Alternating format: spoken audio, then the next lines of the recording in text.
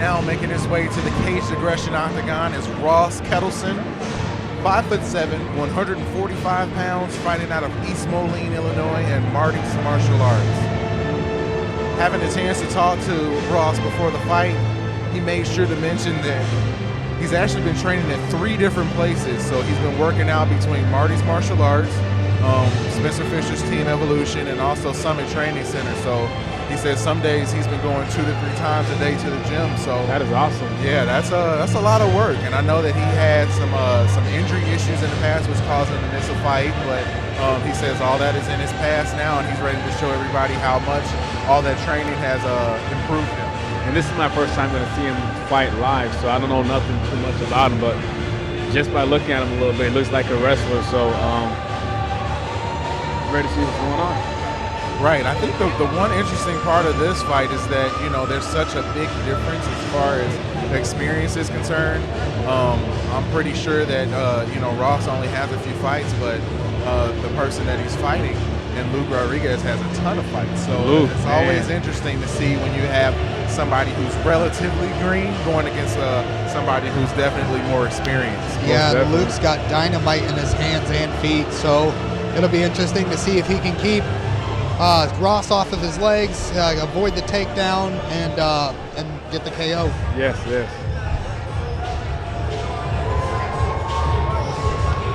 Now making his way to the Caged Aggression octagon is Luke Rodriguez, 5'8", 145 pounds, fighting out of Davenport, Iowa, and Midwest Martial Arts Group.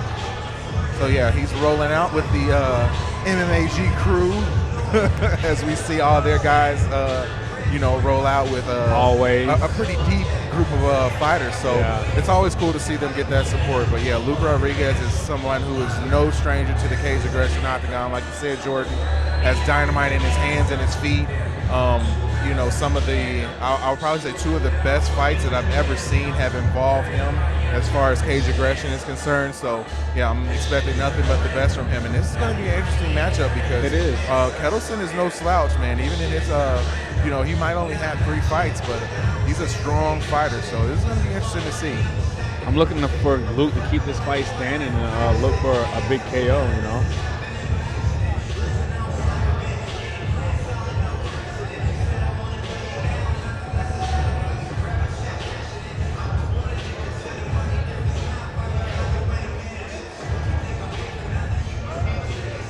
Got a chance to sit down with Luke earlier in the night. He was saying that, you know, no disrespect, but he just doesn't feel like Ross Ketelsen is on his level. So he's going to go out there and put on a show for everybody in order to show what big difference there is between both of these guys. Yeah, and if that's his attitude going into this fight, then you can expect for him to come out hard and fast. Like I don't think he's going to waste a whole lot of time getting right to the action.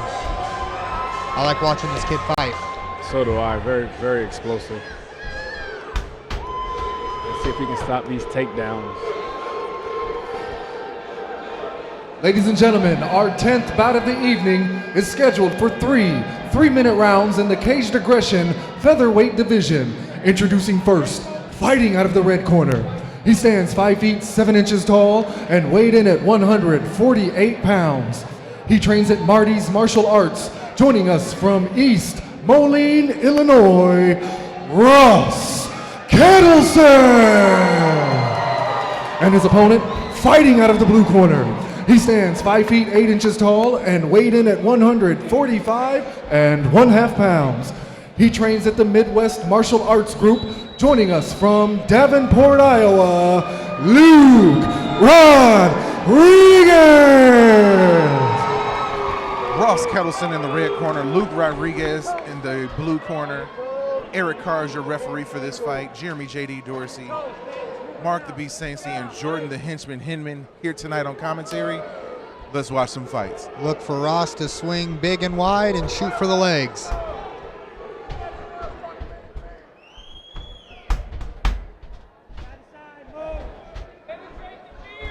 After he throws, you attack. Luke nice and calm, patient, waiting.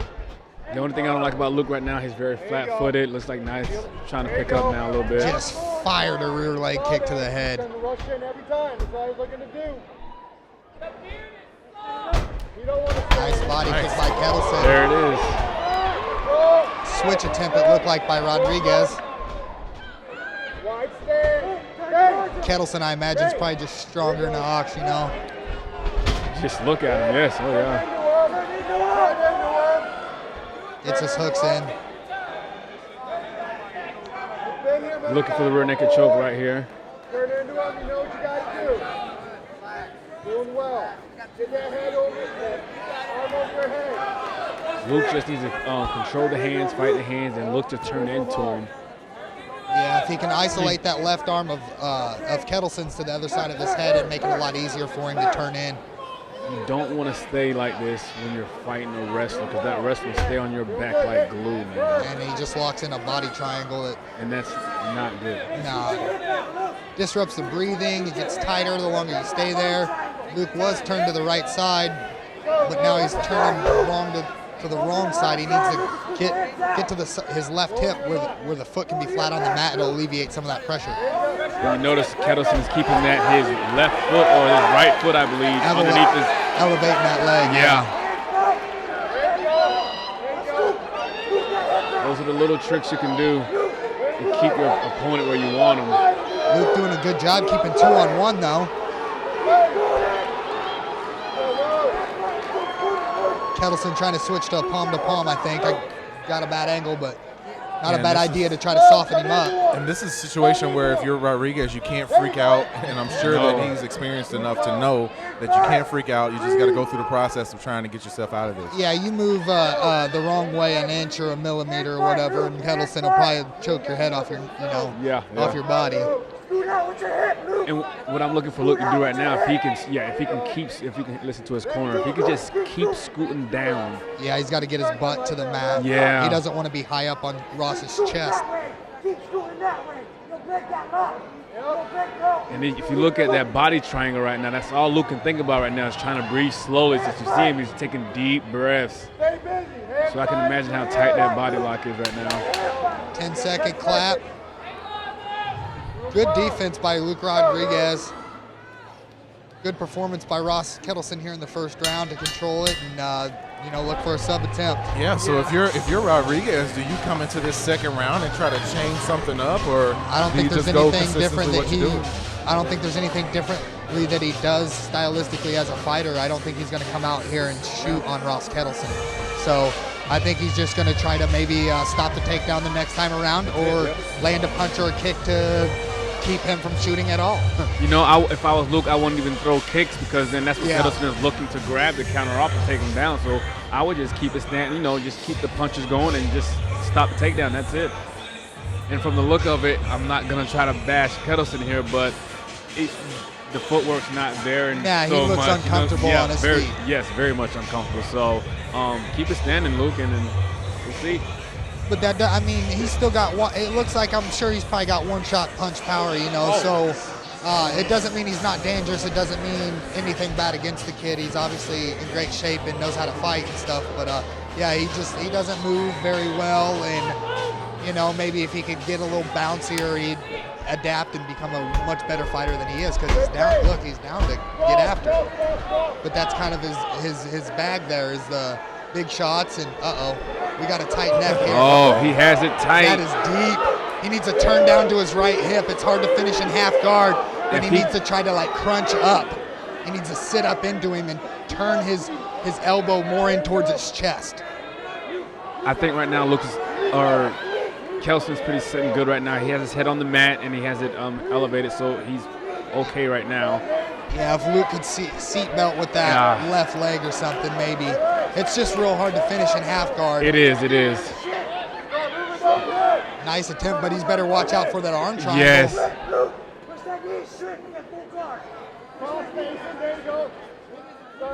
Luke is gonna have to work from here. He's not gonna. You don't want to stay on the ground right here. No, this is Ross's world. I'm sure he could probably fight like this all night as well. He could grind and grapple and do this sort of style, the whole night. Turn into him. Go for that bullshit crucifix. Turn into him. Turn into him, Luke. Turn into him. No, other way. And I like how Ross is staying a little busy. Little punches here, little punches there. Nice knee to the body, yeah. Yep. And that's one of the things that I think that it's really important to show the judges and also the referee that you are being active, even though you're on top and, you know, trying to grind your opponent out. He's staying active, throwing those shots in from time to time with his knees, also with his fists. And a good recapture by Rodriguez. Man, that was hard work, but he got back to half guard. You know what, a guy like that that's sitting on top of you and they're just grinding on you, man, that takes your cardio away big time, you know. And the guy on top's, you know, expending minimal energy. So now we got a full mount, possible arm triangle situation. I can't see where Ketelsen's head's at, but Rodriguez is hanging that arm awfully high. And as I say it, he locks it up, but he can't. It's really hard to finish in full mount. He needs to pass to the side. Oh, he passed it. Sits through. Luke needs to buck, and he needs to get his left arm on the other side of Ross Ketelsen's head, but Ketelsen needs to get flatter to the mat, and Luke needs and Rodriguez needs to clear his arm, and I think he's lost the arm triangle. And he's just trying to strongman squeeze him, which he has nothing right now. He's going to sit through like a modified reverse bulldog choke or something, but now if he could take that, if he could take Luke's arm and put him, oh no. There you go. Nice. Good resiliency by Luke Rodriguez and a continued grind there by Ross Ketelsen.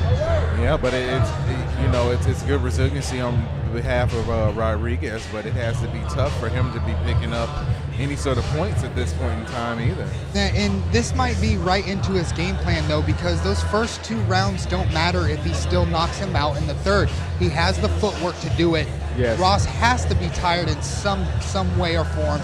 He moves a little robotic anyways. If Luke could use footwork and stay on the outside of Ross and pick him apart, he may be able to put him down, but he has to keep his feet moving. He cannot stay stationary to where Ketelsen can get into his legs. You got to get those hips back, man. Yeah. That's the big key, and that's the big key right there. And if you got a guy that's diving in on your legs like that, a rear uppercut is beautiful. You set it up with the jab. He moves, he feints, underneath your jab. He dives in for the legs. You catch him with the rear uppercut. Take a step back. Lead hook. Yes. Catch him falling away. You can put him out. Call that dig and clean, baby. Dig deep, stand him up, clean the clock. And the way Ross has his hands up, man, those kicks to the body are there. But is that a setup, though? Does he want Luke to kick him to the body to try to catch? Catch the kick. As a wrestler, it's real natural to catch kicks. Yeah. It just really is. Yes, it is. Even if they're low. There, he needs to get. Don't do it. Don't do it. I would move back. Yep.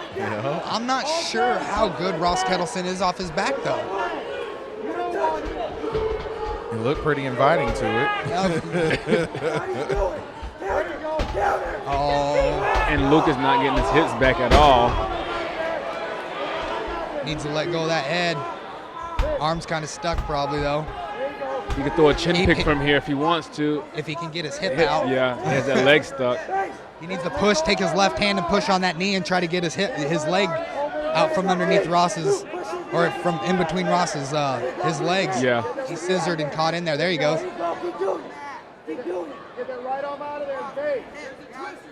At this point, he just needs to let go of that head and use his right arm to try to bait. He's not like how he's punching around behind his back. Yeah, he needs to let that head go. He might be stuck. Put your elbow on his face. No, I think he's yeah. There we go. Now we'll see it. I imagine Ross will have a kind of just a lockdown style guard, and it's going high. Watch the double arm bar. And then you notice in a lot of amateurs, man, they forget about bringing your opponent, putting their back against the cage, man. Right. They forget about that. Use the cage. Better watch an arm bar and a good shot on the way down, but he's going to have to do a lot more than that if he wants to win the fight. And Rodriguez is running out of time. Come on. Back out. Once you feel that guard open, back out. There you go. Yeah, posture up from here. His shoulder blades are back on, on the cage a little bit. Yeah, he needs to knife his hands between the bodies, put his hands on Ross's face or chest or something, and create space to stand up and rain blows down. Put that forearm on his face. There you go. Go, Luke. There you go. No one is really being too active. There you go. I think Ross is holding on for dear life. Well, not holding on, but is just relaxing there a little bit. Oh, yeah, he's trying to cruise it on out. Yeah, Right. yeah. And I don't blame the guy. You No, know? not at all. I'm sure he knows he's up 2 rounds. Yeah, So. yeah. Rip out. Let's go. And it has to be really frustrating for Rodriguez to go against somebody who, you know, was effectively able to, you know, pretty much grind him out. Yeah.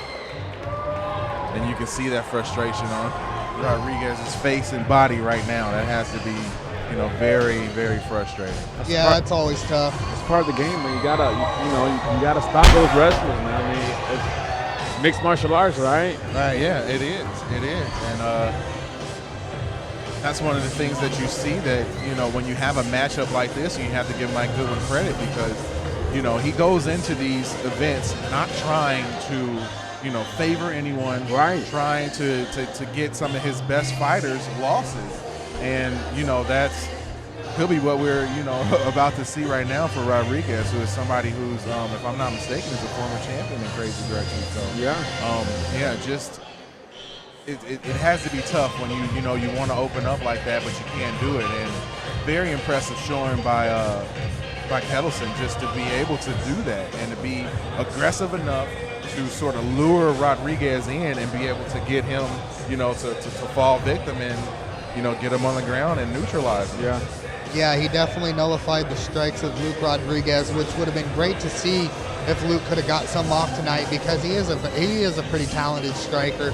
But that just goes to show, man, you can be talented all you want, but there's always somebody out there that might be able to, stuff your game. Exactly. I wish Luke would have, I don't know if he was trying or not, but I wish he would have tried more trying to stop the takedown. I feel like he wasn't really trying to get his hips back enough. That's it. Other than that, he did an awesome job, so. And wrestling's hard, man. Like, you think you're trying hard, but really you probably could always give more. Right. And it's the guys that give everything that stop the takedowns. Right. Ladies and gentlemen, we go to the judges' scorecard for this decision. All 3 judges scored this contest 29-28, declaring your winner by unanimous decision, Ross Ketelsen. Very good win for Ross. Good win. Yes, Ross Ketelsen, your winner here tonight at Caged Aggression 19 Clash of Champions.